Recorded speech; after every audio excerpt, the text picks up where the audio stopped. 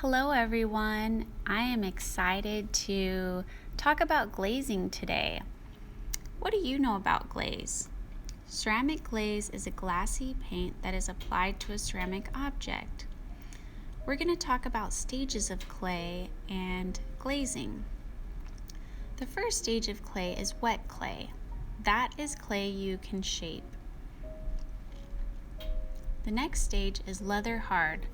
Clay that's dry enough to maintain form and wet enough to carve into. Bone dry is clay that has dried completely and is ready to be fired in the kiln.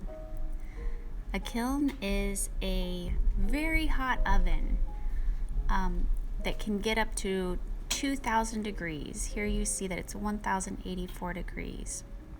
After it's fired, it turns into bisqueware, a ceramic piece that has been fired.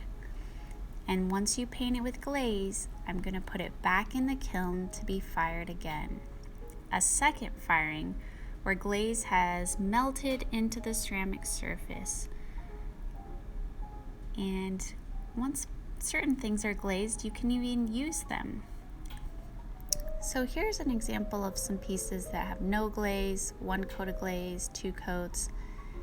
And we're going to look at this bisqueware that we got, and we're going to start glazing.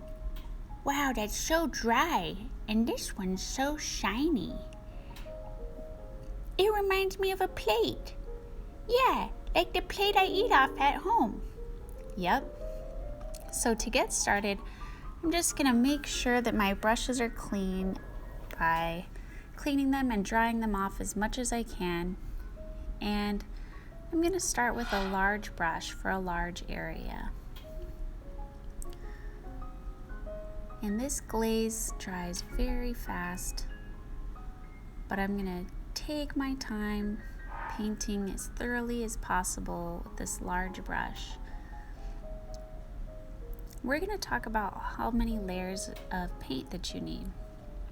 In between each color, clean your brush really well and dry it. Now I'm using a medium brush for this medium-sized area, and I'm going to paint the sides, and I'm taking my time, but as always, I fast-forwarded the video to preserve your time.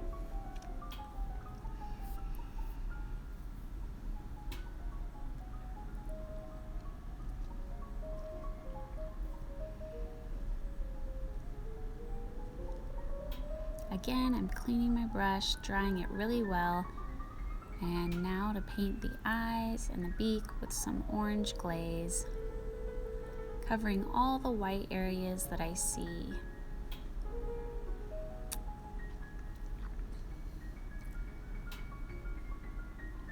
Completely saturating my piece with paint. Yay, all done! You got your first coat on. Not yet. If you don't put enough paint on, it'll be really light. So I'm going to move on to adding a second coat of paint. I'm going to cover every area that I painted. Again, now that it's dry, I'm adding another coat of paint on. So I'm going over all the areas that I just painted, cleaning my brushes in between. Again, I'm going over these eyes and the beak with this orange glaze. And if you get glaze somewhere you don't like, you can get a wet paper towel and remove it. Second coat. Yay, done! Not quite yet. If I just put 2 coats of paint, it's not going to be completely dark. It's okay, it'll work, but I want 3 coats because I want the colors to be very deep and rich. So I'm going to, my piece is dried, and now I'm going to move on to adding my last coat of paint, my 3rd coat. And I'm going to get into the nooks and crannies. I need a tiny brush to get into all those little tiny holes. You see these projects where there's white. That's where this person or these people missed putting paint on. So any area you see on your clay project that's white will remain white. get a tiny brush to get into these tiny little crannies that are hard to see, and you'll be happier with the outcome of your project. And last coat on. Yay, finally! 3 coats of paint. Yep, and it makes a difference. Here you can see no glaze, 1 coat of glaze, 2 coats of glaze, and 3 coats of glaze. Your piece might have lost some parts. That's okay. Now I'm going to clean my palette, and you can use your hand or your paintbrush, and I'm putting it upright so it can dry in the drying rack. And of course, I'm cleaning my brushes with soap to make sure they're nice and ready for the next person. I'm putting everything in the drying rack to dry. One more thing.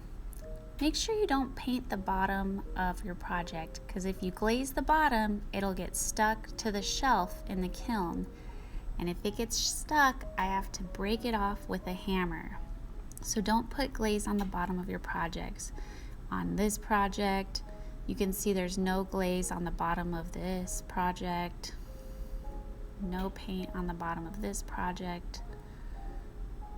So it's really important that you don't glaze the back or the bottom of the project so that it doesn't get stuck to the shelf. If you get glaze on the bottom on accident, just remove it with a sponge.